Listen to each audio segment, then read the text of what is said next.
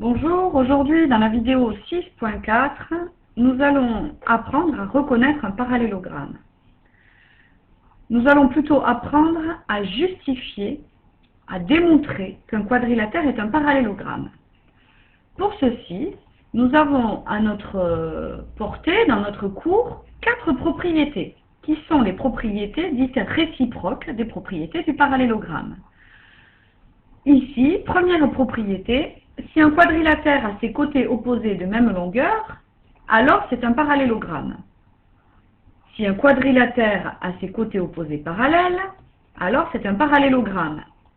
Si un quadrilatère a ses angles opposés de même mesure, alors c'est un parallélogramme. Et si un quadrilatère a ses diagonales qui se coupent en leur milieu, alors c'est un parallélogramme.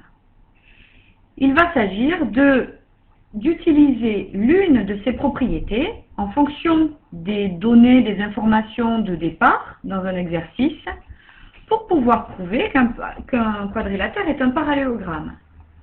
C'est-à-dire que les conditions que nous avons énoncées dans chaque propriété suffisent à justifier qu'un quadrilatère est un parallélogramme.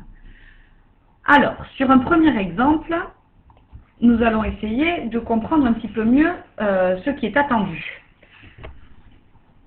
La consigne est la suivante. VERT, le quadrilatère vert, est-il un parallélogramme? Et on nous demande évidemment de justifier notre réponse. Quand j'observe ce quadrilatère, je constate deux choses, que les deux côtés VE et TR sont de même longueur, 5,5 ici, 5,5 là, et autre information, VT égale ER égale 3 cm. C'est donc ici ce que j'écris en premier lieu comme information de départ. En partant donc de cette information, je n'ai qu'une seule propriété que je peux utiliser. C'est la propriété qui dit si un quadrilatère a ses côtés opposés de même longueur, alors c'est un parallélogramme. Je ne peux pas utiliser de propriété sur les angles, ni de propriété sur les diagonales. C'est donc celle-ci que je choisis par rapport aux informations qui me sont données sur la figure.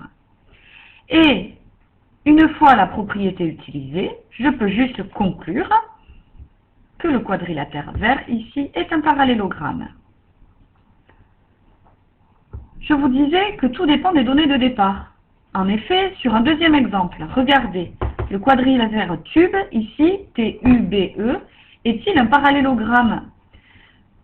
Les informations que l'on me donne au départ ne portent pas ici sur les côtés, mais sur les diagonales du quadrilatère. Ici, je constate, je remarque, grâce au codage, que le point A est le milieu de BT. Codage bleu ici.